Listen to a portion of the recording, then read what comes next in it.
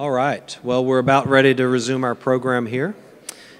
I did want to take this opportunity once more to thank our sponsors who have made this event possible. We truly could not do it without them, and so we want to recognize them one more time. So we will start with our presenting sponsor, the Walton Family Foundation. Our platinum sponsor, Verizon. Our gold sponsors, the Georgia Charter Schools Association and Georgia Power. Our silver sponsors, Georgia EMC, Oglethorpe Power, and Georgia Transmission. Our bronze sponsors, General Building Maintenance, the Georgia Motor Trucking Association, the Heartland Institute, and the United Way of Greater Atlanta. Please join me in thanking our sponsors who truly make this happen. I also want to take this opportunity to recognize some folks who make this organization work on a daily basis. I want to start with our board members. I want to list them here. A couple of them have been able to join us today, but I want to recognize all of them. David Allman, Frank Barron, Gordon Beckham, Roy Fickling, Robert Hatcher, Kelly McCutcheon, Ray Padron, and Rogers Wade. We also operate with a lot of the intellectual work of our organization being done by our senior fellows. You've heard from a couple of them today. In addition to being a board member, Kelly McCutcheon is a senior fellow of ours, and Lynn Gilroy is one of our senior fellows as well, who you heard talking about pensions. And I want to recognize another of our senior fellows who's in the audience today, Eric Warren. So we could not provide the data and information and research that we produce without them, and so we're very grateful to them. And then I also want to recognize the rest of our staff. We are a very lean organization. There are only 3 of us employed by the foundation. And in addition to myself, we have our Vice President, Benita Dodd. Is Benita in here? Is she out there? She may be outside working to make the event go smoothly. And our office manager, Susan Benson. And then finally, I want to thank, we have a few volunteers here today. I don't want to miss anybody and leave them out, so I just want to thank them as a group for helping out. So please join me in giving a round of applause for our staff and our volunteers.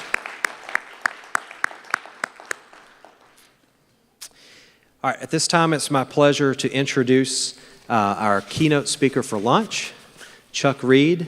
His bio is in your program, so I don't want to go through it in a lot of detail, but what I think is important, he was the mayor of San Jose, California, and in that role, he produced a pension reform effort that really has been an inspiration for a lot of other jurisdictions around the country, and he has built on that by, since leaving office, being a member of the Retirement Security Initiative. That is a group that really encourages states and cities around the country to deal with their pension problems. They're one of the organizations that is looking at Georgia and trying to make sure that we here in this state are meeting our obligations and in a position to do so. And so we were very lucky to have Chuck come all the way from California to come and share some of the wisdom and lessons learned that he had from his experience and how we can apply that here in Georgia. So let's give Chuck a round of applause.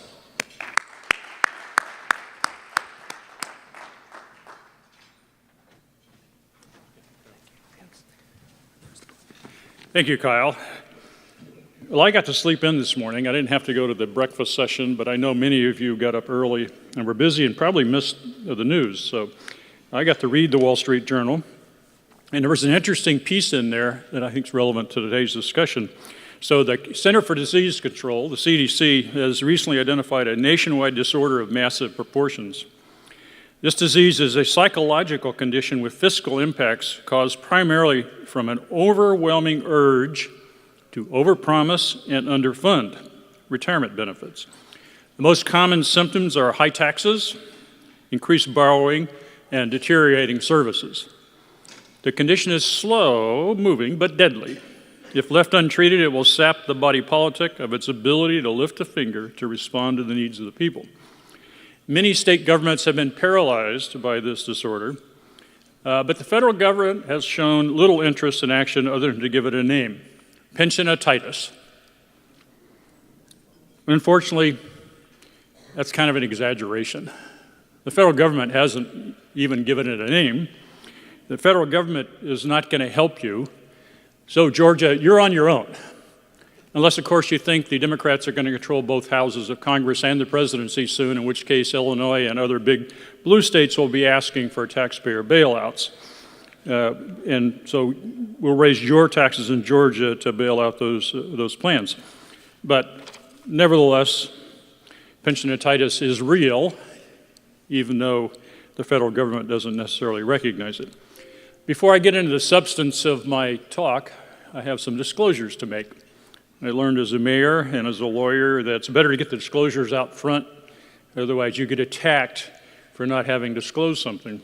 So first, let me say I'm a Democrat. I'm a Kennedy Democrat, and that's John, not Teddy. And some of you in the room are old enough to know the difference, to remember the difference. I even liked LBJ. I am also a CalPERS pensioner. That's the California Public Employment Retirement System's pensioner. I get a check every month. And I hope to get that check every month for the rest of my life and the life of my wife. And I want to make sure other CalPERS pensioners get the same. They get the benefits that they've earned. While I was mayor, I went to the ballot 4 times with tax increases. So I'm no stranger to tax increases. And I went to the ballot 3 times with pension reform.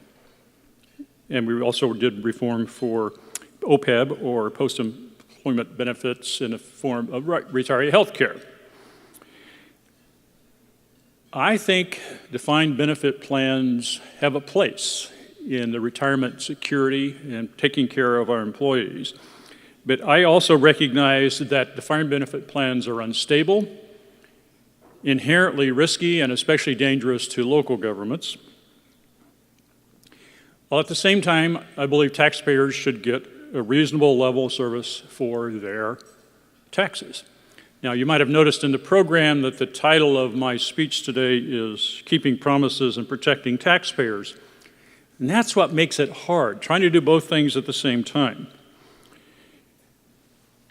Part of what I'm doing, trying to keep promises and make sure that taxpayers get their benefit, is the work of the Retirement Security Initiative.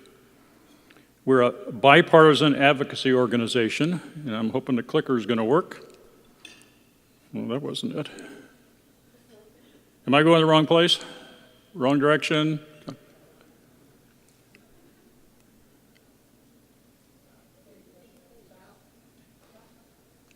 I'm pushing the green button. Green means go. I'll let somebody work on that. You get to the beginning of my slides, and then I'll take over, and if we can't get there, I'll wing it. All right, this monitor here is not showing. There we go. Retirement security. That's us. I can see it fine. So we're a bipartisan advocacy group. We're working in about a dozen states around the country. Our directors and staffers have been involved in almost all of the major pension reform over the last decade. Our executive director is Pete Constant, who was one of my city council colleagues when we did pension reform in San Jose, and he's worked in other states as well. We have some reform principles, so when we come to a place like Georgia, we think about, well, what could Georgia do? And we apply our principles as we have in other states. I'm going to come back to those later as they see how fit into actually taking some action, but we work off principles. I want to give you a little bit of background about San Jose that explains what we did, how we did it, and what was the political driver. So first, wasn't really where I wanted to start. There's where I want to start. This is my one-page graphic of the fiscal time in office. I came into office as a council member a little to the left of that slide, and I left office as a mayor before we get to the end of that slide. But what was driving pension reform in San Jose was crowd out. We had 10 years of raising taxes and cutting services to balance the budget. You can see we had some pretty serious red ink. The last year is around $100 million, and that's on the general fund. And our spending in the general funds was roughly $800 million. So we had a shortfall of $100 million on $800 million spending, so we had a substantial gap. After 10 years of cutting services to balance the budget, I managed to convince my city council that it was time to do something directly about the costs. And we adopted a fiscal reform plan in 2011. We implemented it, and that included going to the voters with pension reform. As you can see, we stabilized the city budget, had a little bit of green, a little bit of red, but basically modest problems since then. We did several things in the fiscal reform effort. We consolidated, we got more efficient, we contracted out, we did pension reform, and we cut our employees' pay. Every employee in the city, including the mayor and council members, took a 10% pay cut. We got 7 of our 11 unions to agree to that, and 4 of them we had to impose on a 6-5 vote. So it wasn't easy, but we implemented the fiscal reform plan. You see, we stabilized the city and avoided service delivery insolvency. Now, things are not great in San Jose. Many levels of service are not back to where we established that we wanted to be, but we stabilized the situation. The pension reform is an important part of that. And why? Well, because our pension costs were going up and up and up and up and up with no end in sight. And they've gone up since then as well. As we put more and more money into pensions, there was less and less money available for community centers, parks, police officers, firefighters. It was squeezing every part of the budget, and even my liberal Democrats on the city council can see that we were squeezing the services that they cared about most. Now, San Jose is a Democrat city. We only had 1 Republican on the city council out of 10. That's all we allowed at the time. That was Pete Constant. And we're a Democrat city in a Democrat county, in a Democrat state, a deep blue Democrat state where the public employee unions are all powerful. But yet, as the pension costs increase and squeeze the services, my Democrats and I decided we had to take on the costs because these costs of pensions were driving the costs to a point where we couldn't afford to do the things that we really wanted to do. I mean, who wants to put money into pensions, right? That's for something out in the future, something's already done. Everybody wants to spend money on services today and tomorrow for the people they're trying to serve. My colleagues didn't get elected to cut the budget. They got elected to provide services, but yet they were cutting service even though the budget was going up. So we decided to take on the costs, and thus was born the effort to do pension reforms. Now, one interesting fact is that if you add up all of the red, the colored section under the line, it's about $1 billion. And at that time, our unfunded needs for infrastructure were about $1 billion. So we could have covered all of our infrastructure needs, but instead we put money into the pension system. So it was a significant burden. And all we were doing was just paying for promises that we had made. Now, the interesting thing about our plans is our plans had earned in excess of 7.5% since their inception. Yet we had billions of dollars of unfunded liabilities that were driving these costs. And as you work off your unfunded liabilities in Georgia, you know that the costs are going to go up. There's just no other way around it. More money has to go into the plan. So we went to the ballot with a pension reform in 2012. It was a big surprise, national news. Why was that? Well, because we're a Democrat city and a Democrat county and a Democrat state where the unions are all powerful, and yet we got nearly 70% yes vote from our voters. Now, I say nearly 70% because I'm accused of exaggerating if I say 70%, because it was really only 69.6%. So nearly 70% yes vote. We went to the voters 3 times on pension reform. That was the middle one, the most significant and the most difficult, but each time we got more than 2/3 of the vote yes. At the time we went, we were a AA+, a AA1 credit rating. We had never taken a pension holiday. We'd never failed to pay the ARC, and as I said earlier, our plans had earned in excess of 7.5% since their inception. We were the capital of Silicon Valley, 10th largest city in the country, and yet we had billions of dollars of unfunded liabilities that were driving these costs. So that's why we went to the voters. Now, let me talk about California. I'm from California, I'm here to help. I know you don't really appreciate that, but I'm not here to tell you how to do what you need to do. I may be here to tell you how not to do what you're doing based on our California model, but you'll have to figure out for yourselves with the help of experts like Lynn Gilroy and the Reason Foundation, who we work with in many states. So here's the CalPERS. Now, CalPERS is the biggest pension plan in the country, biggest public employee pension plan in the country. They're also the smartest, the best, the most sophisticated, and if you don't believe that, just ask them. Now, what have they done with all of that smartness?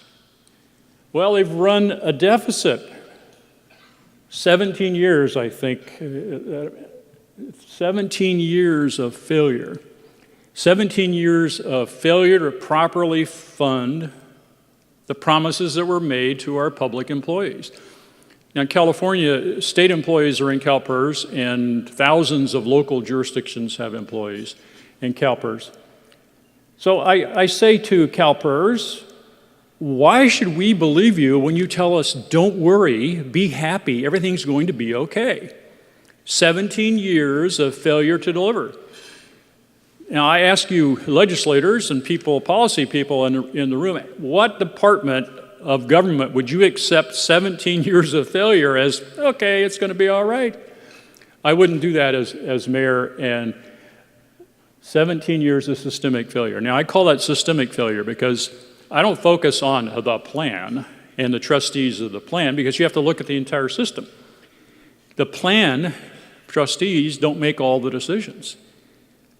The system, which includes legislators, it includes local governments who promise benefits, legislatures who don't properly fund benefits, and retirement trustees who don't properly account for the benefits. All that together is a systemic problem. And we have that not just CalPERS, but relevant to your discussion this morning. Let's see how the teachers are doing, because the teachers are in a separate plan. Most school non-teacher employees are in CalPERS, but the teachers themselves have a separate plan. It doesn't really look any different. It's a little bit smaller because they don't have nearly as much money. They only have a few $100 billion here and there. But the trend is the same. It's 17 years of failure. So I say to teachers, how can you be comfortable that the money is going to be there for you and your spouse for all of the rest of your life when you have 17 years of failure of not properly funding the plan? Now, at least at CalSTRS, the plan trustees can heap a little more blame on the state legislature, because for years the CalSTRS trustees were saying, we need more money. We need more money. And the legislature, it's kind of inconvenient to put more money in. So the legislature said, no, Now, recently, legislatures decided more money needs to go in, but you can see the trend line is not good. It's really bad. It's, again, years and years of failure. So how about Georgia? Your plans aren't as big as CalPERS and CalSTRS, but then again, no plans are. There's a slide of CalSTRS. This looks a lot like a slide you saw this morning in Lynn's presentation, looking at the Georgia Teachers Plan.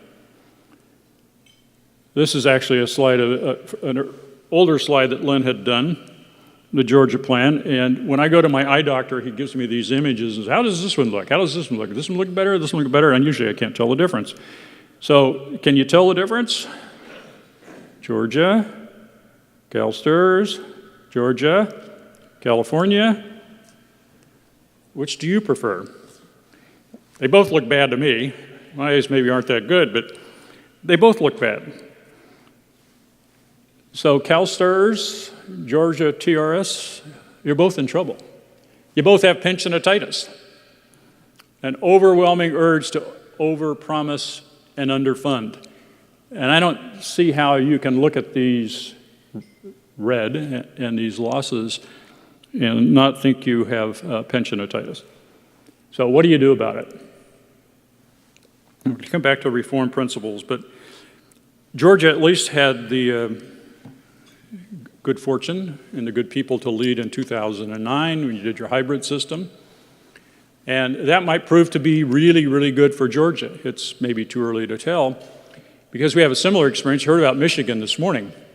20 years ago, Michigan decided to put groups of employees into a new plan, defined contribution plan. Old employees stayed in a defined benefit plan. And so we have 20 years of experience there. And what do we know? We know that the aggregate unfunded liability in 1997 for everybody was $662 million. The funding ratio was 108%. Not bad. 1997, we'd all love to be at 108%. Well, how about today? Well, the defined contribution plan, unfunded liability is zero. They are 100% funded.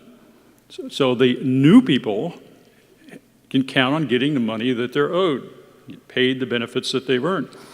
But the defined benefit plan, which the old employees are in, has a $5.5 billion in unfunded liabilities and a 66% funded ratio. So Georgia, maybe you solved your problem in 2009, maybe you didn't, time will tell.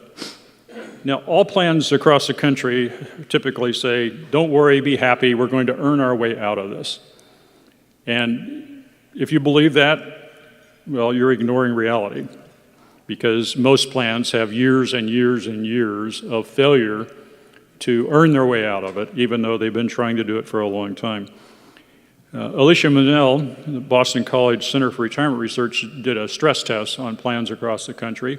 And if you look at where Georgia fits in there, if we're living in a 6% rate of return world instead of a 7.5% rate of return world, and you saw the probabilities of that vary depending upon your assumptions. Lynn had a really good slide on that this morning. So you choose. If you think you're in a 7.5% world versus a 6% world, if you're in a 6% world, Georgia probably needs to increase the funding, combined funding on debt service, pension payments, and retirement benefit, retiree health care payments by 50% if it's a 6% world. So what does your future hold for you? Well, you can make your own guess as to whether you're in a 7.5% world or a 6% world. But if you're in a 6% world, you're going to put a lot more money into the plans, or you're going to run up a lot more unfunded liabilities. Now, the good news is that many states have done pension reform. Georgia had 2009 to look back on, so you kind of know how to do it. You know what it takes. Michigan, you heard about today.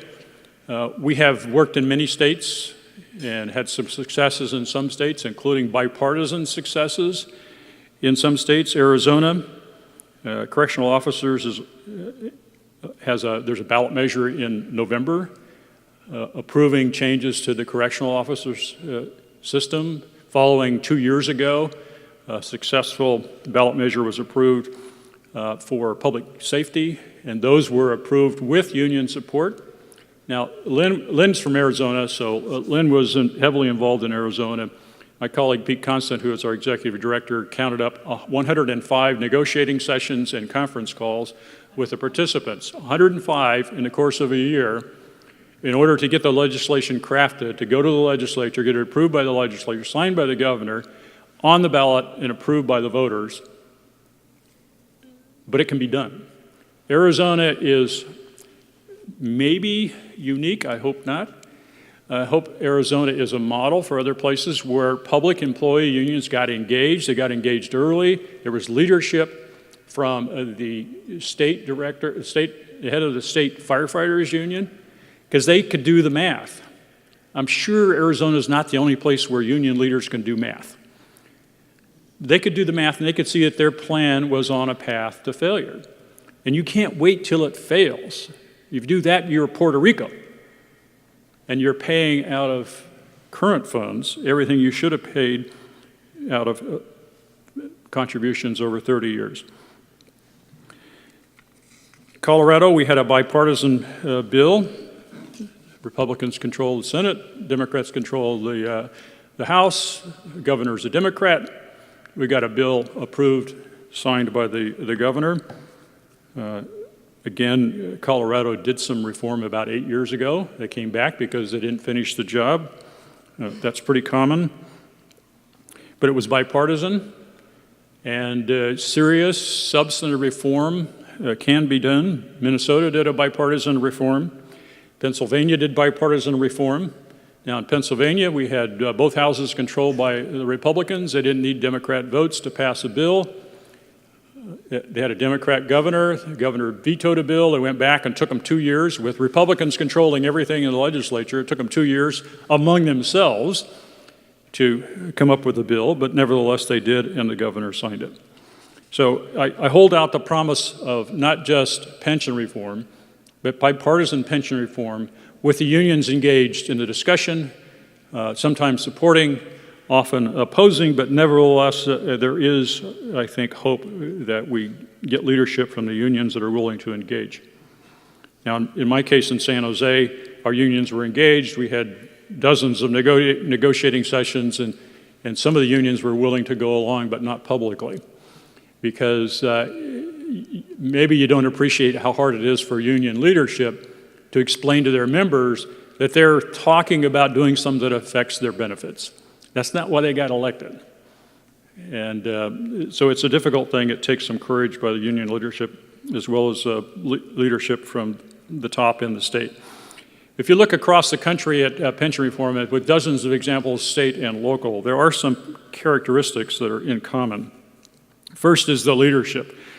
We can come in and you can get a reasoned team in, we can do analysis, we can run the data, we can help with lobbying, we can help with grassroots. There are a lot of things that we do as a retirement security initiative, but the thing we cannot do is provide the leadership. Georgia, you got to do it yourselves. You have to have legislative leadership, you got to have leadership in the governor's office, you have to have some combination of leadership of people who think this is important enough to take on the fight. Because it's like any big piece of legislation, it is not easy. And this one is a little more complicated because, as we heard earlier, there's an emotional component to this. It's not just analytical. And we pension geeks and budget geeks are very analytical, but there's an emotional component. We have to remember that we're tinkering with something that employees and others hold dear. So we have to be very cautious, but it takes leadership. The second thing is negotiations. I mentioned the 2 years of negotiations in Pennsylvania among the two houses. There's always negotiations. Sometimes it's between the legislature and the governor. Sometimes it's within the legislature. Sometimes it's with the unions. There's always negotiations. These are complicated things. It takes a lot of time, a lot of engagement, a lot of effort. You don't do it in a few months. It usually takes a couple of years. Opposition. There's almost always opposition. In most states, the public employees unions start with their position is just say no. It's worked for them so far. It's been a pretty good political strategy, and so that's their opening offer, is no. In fact, in California, they can say, we can't even talk to you about that because it's unconstitutional, because the legal framework in California makes it very difficult. And the union leaders say, if we talk to you about it, we'll get fired. So we're not talking to you about it. Now, we in California are waiting for the California Supreme Court to tell us whether or not the rules are what we think they are, or if they might be different. But there will be opposition. Plan for it. Probably have to litigate it. We're involved in litigation in Kentucky after their legislature approved some pension reform. We're in litigation in other states. And the thing that makes it a little bit hard is even in places where you can get the unions to agree, and they get on board, like Rahm Emanuel did in Chicago, eventually it gets litigated because these are individual rights. And each individual, not just each individual union, but in most states, they're individual rights, and they're constitutionally protected at some level in most states. And so the individuals can bring an action, as they did in Chicago. And so plan for litigation. It's an iterative process. We know from looking at the history of pension reform in state after state after state that politics is the art of the possible, that you do what you can do. You can only go so far. You do as much as you can. You get the reforms that you can. In 2009, you did a set of reforms. Now you need to do something around your teacher system to make sure it's sustainable.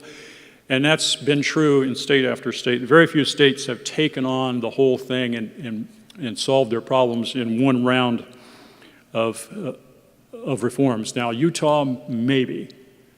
My colleague on the board, Dan Dillenquist, was a senator in Utah when they did their pension reforms. They may have done enough in Utah so that they don't have to do it again, but they're in a minority of states. Now, there are states that don't really have a problem. It's not every state that is in trouble, just most of them are in trouble with this. It takes a long time.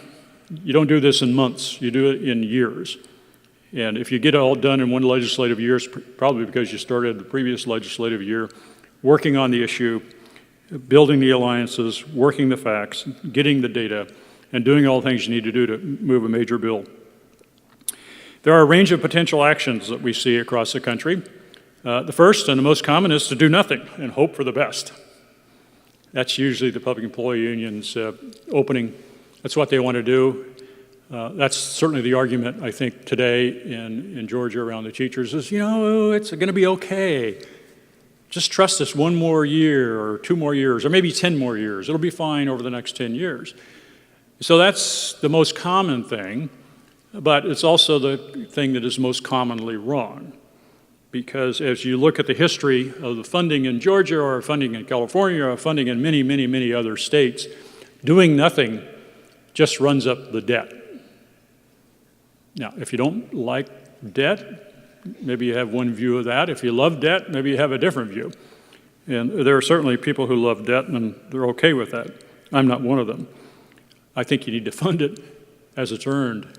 As the promises are made, it needs to be funded, and that's one of our RSI principles. The second thing that happens most commonly is put more money into the plans.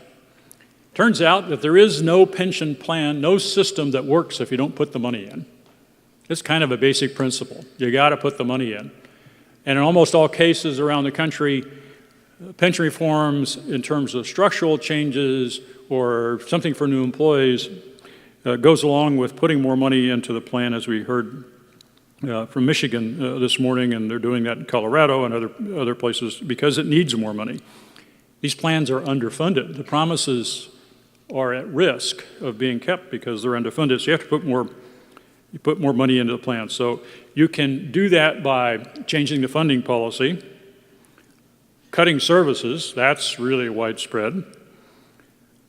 You can raise taxes, also very common. That's how we do it in California. We just raise taxes. So you can do that too in Georgia. I'm sure it's not hard to raise taxes here. You can cut government employees' pay. Now, sometimes you do it directly like we did in San Jose. Everybody takes a 10% pay cut. Nobody's happy, but everybody participates, equal pain all the way around. And sometimes you cut that pay through stagnation. And that's common in teacher systems around the country if you look at teachers' pay. and the stagnation in teachers' pay. Why is that? Well, because all of the available money is going in to pay for retirement benefits. At least that's the case in California. We pour more and more money into retirement benefits. We have less and less money to put into pay. The other thing you can do is borrowing and using gimmicks to kick the can down the road, also very popular. All you have to do, if you want models for how to do that, you just go look at Detroit, Stockton, Puerto Rico, and Chicago is about to borrow a bunch of money to put in their plans. It's not hard, borrow money. There are plenty of fools out there who'll loan it to you. But it doesn't solve your problem, it just makes the problem worse. And the third thing you can do is pension reform. So pension reform, as a technical issue, is not really that hard. I've got a table of people over there, and with Rep. Martin and a few others. I'm going to put them in a room for the next couple hours, and they're going to come out with a plan that will work for Georgia. The technical work is really not that difficult. I mean, we've done this all over the country. We have a range of plans. We know what can work and what doesn't work. So technically, it's not hard. Plan design is complicated, but it's not that difficult because we have done it before and others have gone before it. But the politics are difficult, as you know. It's the politics. One interesting thing, as a politician, is the voters actually will support pension reform if it's framed properly and presented to them, because the voters don't really want to raise taxes. They don't really want to have services cut. They like their government employees. Generally, they love their cops and their firefighters and their teachers. They like the employees. So they don't really want to cut their pension benefits or do anything that affects their benefits or do anything that makes them angry. But when given the choice of shall we raise taxes, cut services, or do pension reform, three choices, the voters will support pension reform as long as it's reasonable, reasonably fair, and solving a problem that has been well defined. Now, this is true in red states and blue states, because it doesn't really matter if you're a red state or a blue state. Pensionatitis affects lots and lots of people in both categories. Republicans, Democrats alike suffer from pensionatitis. But the voters, when they're well educated and understand you're trying to solve a problem, and the choice is raising taxes or cutting services, they will be supportive of pension reform. So I want to turn to how to talk about pension reform, how to educate the voters on pension reform, and how to do it. First, it takes a long time. Now, one of the interesting things about San Jose that's not usually talked about in the news stories, and whether it's the Wall Street Journal, the New York Times, or wherever it is suddenly we had a pension reform that was approved by the voters by nearly 70% in this blue city, in a blue county, in a blue state. Well, it didn't happen overnight. And one of the great things about being a big city mayor is that you can command media attention, and you can force the city council and everybody to pay attention to your issues. You get to set the agenda, and you have the power of the pulpit to bring people along. So when I decided that I was going to take on the fiscal issues, I did so in my very first State of the City address. Now, I was in office for 8 years. My very first State of the City address, I said that our structural budget deficit was public enemy number one. And then I stayed on that message all the way through pension reform until my last year in office. Eventually, my language, my issues, my graphics, my discussion began to permeate the media because I had to educate the media. As you know, the media's got a really short attention span. But if they hear it over and over and over and over again, it sinks in. And so eventually the media started responding to my message. I had to educate my council members. Remember, they're all Democrats and one Republican. And they had to be educated and understand that in the budget process, although we had more money, we couldn't spend it on the things they wanted to spend it on because we were going to put it into pensions. And that we were, in fact, cutting services that they wanted. So there's an education process. So it took me 6 years to get to 2012 when we put a pension reform measure on the ballot.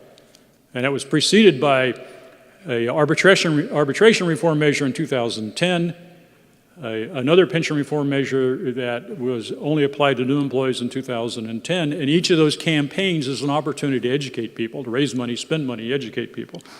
Big city mayors can do that. We can focus the media attention. It's a lot harder in a state like Georgia, where you have people spread out much bigger. You can't go door to door very well and very easily in Georgia and convince people. You can't go to every community meeting and show your slides and your graphs and make the case. So there are other ways to do it, but if you do engage the people, however it works in your state of Georgia, there are things to do. You start with the principles. I've got these here, our RSI reform principles, and you ought to start with adopting some principles. First, are you going to fund the promises or not? Yes or no? Do you think that's important, to fund your promises to your employees? If you do, well, that ought to be one of your principles. As we say in the Retirement Security Initiative, we want state and local governments to fully fund employee benefits as they are earned. If you don't fund them as they're earned, you're pushing it off onto a future generation. Maybe that's okay with you. It's certainly okay with a lot of people, but that's a principle. You're going to pay for it and when. Do you want to put your employees on a path to sustain a secure retirement regardless of tenure? So if you don't care about the 70% of the teachers, according to the graphic from Lynn this morning, if you don't care about the 70% of teachers who leave before they vest in your pension system, well, just keep doing what you're doing because they're completely unserved by the system. If you care about them, maybe you ought to think about doing something different. But we think, regardless of tenure, if somebody works for you for 3 years or 5 years, they ought to get something towards retirement security. Because in modern society, people move around a lot on jobs. And if we're not each contributing to retirement security, eventually people get to retirement age and don't have anything except Social Security. We think that retirement costs should be fair, benefits and costs should be fair, sustainable, and predictable. Everybody likes predictable. Unfortunately, in the pension business, you're making all kinds of assumptions over long periods of time that have proven to be wrong, so it makes it very hard to be predictable. But they should be. The costs should be predictable, as well as the benefits. And the incentives to overpromise and underfund need to be eliminated. Now, when I say there's a systemic problem in California, I can say the same thing about Georgia, because if you look at the decision makers in the system, the local officials, state officials, trustees, make a list and say, what are their incentives here? It turns out that most of the people making the decision in these defined benefit systems have an incentive to overpromise and underfund. And you need to address those incentives in a variety of ways, but you just have to realize that it's there. Unfunded liability should be paid down over a reasonable time. One of the things that CalPERS loved to do was have a rolling amortization. We're paying off our obligations over 30 years, and we reset that every year. So we never get to the end. Well, rolling amortizations just means you're going to underfund the plan, because you're never going to properly fund it. Decision-making needs to be open, transparent, and non-political. I know that's impossible, but they ought to be open and transparent, so at least you can figure out what the political decisions are, so people understand that. Once you have your principles, whatever they may be for your state, you need to talk about crowd out. Now, I talked about crowd out with regard to the slide, and I got more specific with some of my slides, and I'll just show you some of the slides we used in San Jose. All right, revenues are up, great, wonderful. Costs are up even more, and what's the result? Employees are down. So while we were increasing the size of government, we were shrinking the size of government. We had less employees. This is a 10-year period as we went into pension reform. So people understood that. I'm closing your library because I'm putting more money into the pension system. I'm sorry, but that's the reality. They understand that. What happened to our employees? How comes we don't have services? Well, we went from 7,400 employees down to 5,400 employees. Every one of those employees was doing something important, delivering services to people, and guess what? We don't have as many people, we don't have as many services. This graphic is only really a part of the slide. This is the police department, making the point, the budget is up, the staffing is down. We're not cutting the police department budget, we're raising the police department budget because it's our most important department, unless the fire chief's in the room. I know he's not here. So our most important department, so we're increasing the budget for the department, but we're cutting the staffing. Why is that? Because the costs for employees are going up, therefore the number of employees is going down. Those were just graphics that we used. You come up with your own graphics to explain it to your people in their own way, but it needs to be simple. But people understand the crowd out. It's harder to explain that at the state level. It's much easier at the local level, but it can be done. You just have to figure it out. Blame. Let's play the blame game because everybody loves to play the blame game. And pensions and pension reform, there's enough blame to go around. There's plenty. Hardly any sector is blameless. But as a leader and a legislator, who do you blame? Well, don't blame the public employees. They're just doing what you said they could do. They're taking the system as it was presented and expecting and accruing the benefits. It's not their fault. Don't blame the workers and don't blame the union. The union's job is to get more for their people. That's what they're doing. So who gets the blame? And it's not only deserved, but it's a safe place to put the blame is on the politicians. Because you've had 20 years of politicians over-promising and underfunding at the local level and the state level. They're easy targets. So don't fall into the game of getting into an argument about whether or not we're going to try to do something bad to the unions or bad to the employees. It's not their fault. Don't put the blame there. Don't feed the narrative that you're attacking the workers. The workers are not the cause of this problem. And don't make it easy for the opposition. Frame the objective in fairness.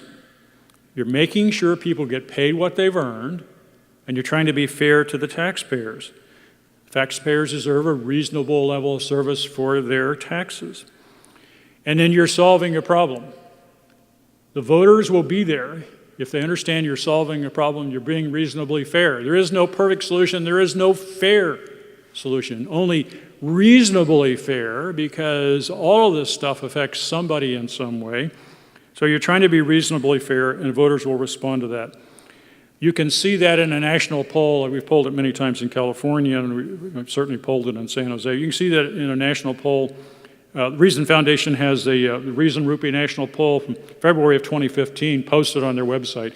And you can see the questions asked and answered and realize, yeah, we don't really want to do pension reform, but given the choice between taxes, cutting services and raising taxes, that pension reform is something that we will support. And you can poll that locally as well.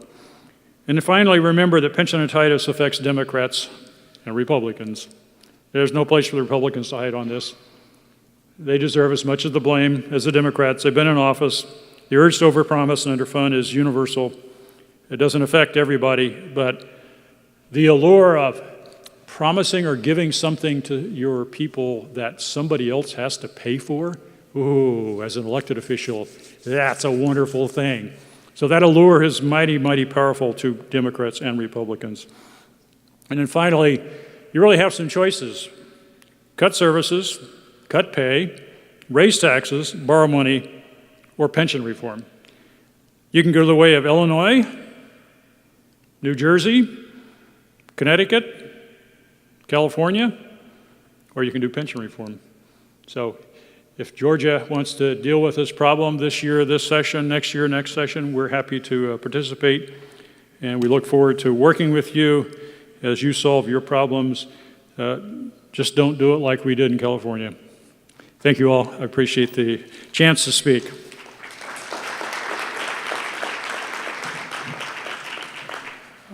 We may have some questions. Is that right, Kyle?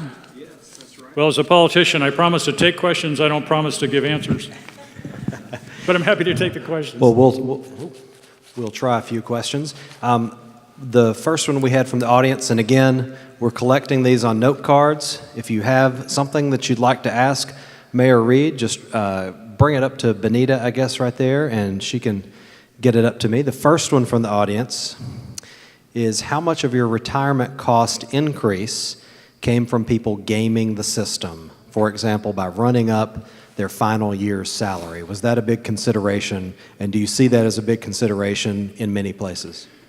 One of the things we did in San Jose as we started down the pension reform route was we had our city auditor, who's an independent auditor, can only be fired with 10 votes out of 11. So she's an independent auditor. So we had her audit the pension systems. We have two systems, one for police and fire, one for what we call federated employees. She audited both systems, and the objective was to figure out where all the cost increases came from. And there were like 11 factors in the cost increases, and she identified all those. Good numbers, good data, it's a great place to start. Having somebody who just says, okay, here's how we got to where we are today. Here was a decision made in 1992, and here's a decision made in 1997, and put numbers on each of those. So gaming the system, or spiking is the most common way of gaming it in California, is an issue. And it makes people angry, the taxpayers angry, but it tends to be a pretty small percentage of the overall problem, because not everybody can game the system and game it very well. But of course, who designed that system? Who set it up for them to game the system? Your legislators. So you created an opportunity for people to game the system. So are they gaming the system or just doing what you've offered them? But in reality, it's a relatively small number, but politically powerful, because when you have the worst examples, those of you who are in the politics business, know that really bad examples are very good, because you can use them to make your point and you can use them to advance a political agenda. So those really bad examples are important, but as a percentage of the problem, they tend to be very small in almost all states. Because when you look at the number of people who can do it compared to the number of people in the system, there are a lot more people in the system that don't game and can't game. The next question we got is about defined contribution plans. And the questioner says, or makes the observation that they have uncertain payouts at retirement, and asks, isn't that the key obstacle for changing from defined benefit to defined contribution plans? First, there is not a binary choice with pension reform. So you have your Cadillac gold-plated defined benefit plan over here, like we have in California. And over here you have, your 401k kind of defined benefit plan. And in between are a whole range of options. And giving employees a choice, a blended plan, a cash balance plan, a defined benefit plan with limitations. It's really a spectrum of things that you can do. So yes, there are problems with going to a defined contribution plan, because if you look at where the risk is in the retirement system, over in the defined benefit plan, all of the risk is on the government. Defined contribution plans, a 401k kind of defined contribution, the risks and decision makings are generally shifted to the employees. But you don't have to do that. You can stop somewhere in the middle and split that risk, and risk allocation is an important thing to consider when you're designing a plan. Back to my comment about doing principles. You start, well, how much risk should the government take? Should the government take 100% of the risk? Should the employees take 100% of the risk? And if the answer is yes or no, then you know you got to do something different. Now, interestingly enough, I use this comment in Washington, D.C., and it usually gets laughs, because the federal government system for new employees is actually not a bad model for how to allocate the risks. The employees have Social Security, and so the risk is on the federal government, which from a mayor's point of view, that's great. It's on the federal government. They also have a defined benefit plan, a modest defined benefit plan with a relatively low accrual rate, which the risk is on the government, the agency that's funding it, and they have a defined contribution plan in which most of the risk is on the employees. So they've spread the risk, and that's not really a bad model. You just have to decide how you want to do the risk. But you can have a defined contribution plan that doesn't put all the burden on the employees. You can have it centrally managed so you get the same professionals that can do defined benefit investing can do defined contribution investing. So you don't have to have the employees making all these decisions about alternative investments and gold and equities and bonds. No, you can have central management, professional people who can do a good job of that for the benefit of the employees. So it's a range. Don't assume that you only have two choices in this. The menu is much longer. And I'm glad that question was asked because I want to put a particular Georgia spin on this. So I know from our perspective at the foundation, we don't approach this as, hey, the thing we need to do is switch from defined benefit to defined contribution. Now, how do we make that work? What our friends who work on this in many states have told us is, look, you can have a good, well-designed defined benefit plan, or you can have a bad one. The same is true of a defined contribution plan. You can design it well, you can design it poorly.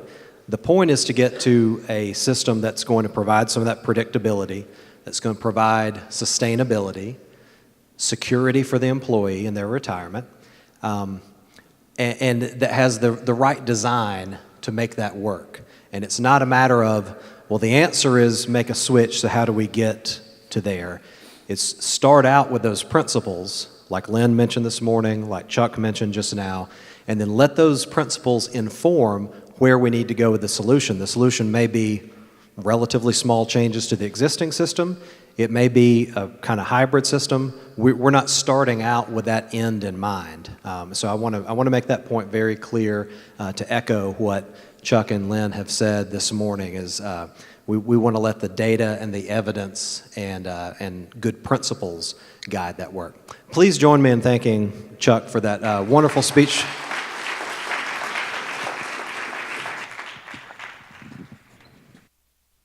Stick with this one.